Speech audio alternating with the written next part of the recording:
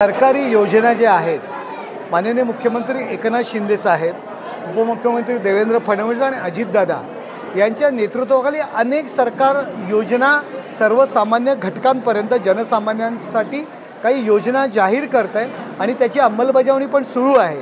त्या योजना लोकांपर्यंत पोहोचवणं, सरकारने केलेलं काम लोकांपर्यंत पोहोचवणं याकरता खासदार डॉक्टर श्रीकांत एकनाथ शिंदे यांच्या संकल्पनेतून शिवदूत ही संकल्पना पुढे आलेली आहे आणि त्याकरता ही बैठक होती। त्यांना मार्गदर्शनाकरता बैठक होती। सरकारने केलेलं काम लोकांपर्यंत पोहोचवण्याचं काम हे आमचे शिवदूत करणार आहेत आणि त्यांचा आज मेळावा या ठिकाणी संपन्न झाला। मुख्यमंत्री आणि राज ठाकरे यांच्या वारंवार भेटी होत आहेत, समोर निदर्शनास आलेलं आहे। येणाऱ्या लोकसभा, विधानसभा आणि महानगरपालिका निवडणुकीमध्ये राज ठाकरे आपल्यासोबत पाहायला मिळतील का? हे बघा, आपण पाहताय जी काही इंडिया आघाडी आहे, उद्धव ठाकरे, शरद पवार, राहुल गांधी यांच्यासुद्धा बैठका होत आहेत। त्यांची युती होणार आहे का? त्यांची जर तशा पद्धतीने युती होणार असेल तर राज ठाकरे कामानिमित्त त्या ठिकाणी भेटले गेले होते। ते मुख्य नेते असतील आमचे, ते यासंबंधी निर्णय घेतील।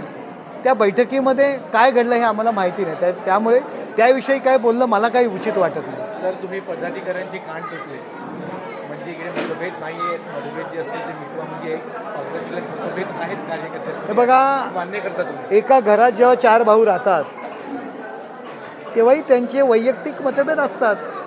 बायका मुलांचं, नवऱ्या बायकोचं सुद्धा वेगवेगळे मतभेद असतात, परंतु घर एकत्र असतं। तसं घर एकत्र आहे, पक्षाच्या कार्यकर्त्यांची बैठक आहे, त्याच्यामुळे सगळ्यांनी एकत्र येऊन काम करणं हे सांगणं ॲज अ नेता म्हणून, ॲज अ संपर्क प्रमुख किंवा संपर्क नेते म्हणून आमचं काम आहे। सगळ्यांनी एकत्र येऊन काम करणं गरजेचं आहे, ते मार्गदर्शन आम्ही केलेलं आहे। सर, आपण खासदार साहेबांची आमदार उमेदवारी जवळपास घोषित केली, ते खासदार आमचे आहेत आता आगामी काळासाठी।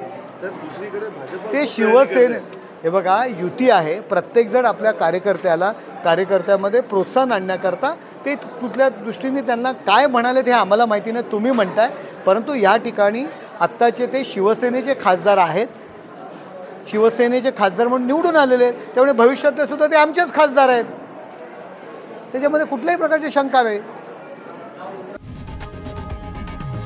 लोकशाही मराठी ऐका, पहा, जागरूक रहा।